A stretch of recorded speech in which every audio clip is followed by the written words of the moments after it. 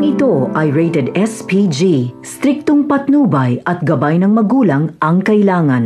Napaka-romantic na sana ng kasal ni Mokang at Ramon. Kahit papaano ay tanggap na ni Mokang si Ramon. Ngunit biglang narinig ni Ramon ang tunog ng bomba. Hinanap niya ito at noong makita niya ay ilang segundo na lang ay sasabog na. Kaya agad siyang sumigaw na may bomba, kaya nagpulasan agad ang mga tao. Ngunit hindi agad nakatakbo si Mokang at Ramon dahil kinakailangang unahin ni Mokang iligtas ang ama niyang hindi makalakad at si Ramon naman ay iniisip ang amang si Don Julio. Pero wala na talagang oras, kaya sa pagsabog ng bombang pinatanim ni Olga ay talsik si Ramon at Mokang habang ang kanilang mga pamilya ay hindi pa siguradong buhay o patay.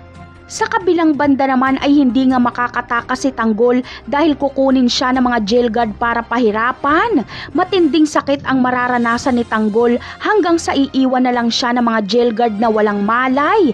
Si Warden Espinas ang kakastigo sa kanya. Samantala, sa paglipas ng mga araw ay makakalabas si Tanggol. May mag-aalok kasi sa kanya ng trabaho sa labas. Ito ay ang kumitil ng buhay ng tao. Ngunit masasamang tao ang kanyang papaslangin. Kapag may trabaho ay ilalabas si Tanggol sa kulungan. At kapag tapos na ang misyon ay nakakulong ulit siya. Kaya magkakaroon si Tanggol ng pagkakataon na makipagkita kay Mokang. Muli silang magyayakapan at hahalikan ni Mokang si Tanggol. Ngunit biglang darating si Ramon at mahuhuli niya ang halikan ni Tanggol at Mokang. Kaya agad siyang bubunot ng baril at itututok kay Tanggol. Bubunot din si Tanggol kaya magkakatutukan sila. Sa tingin nyo, magkakaputukan nga ba ang mag-ama?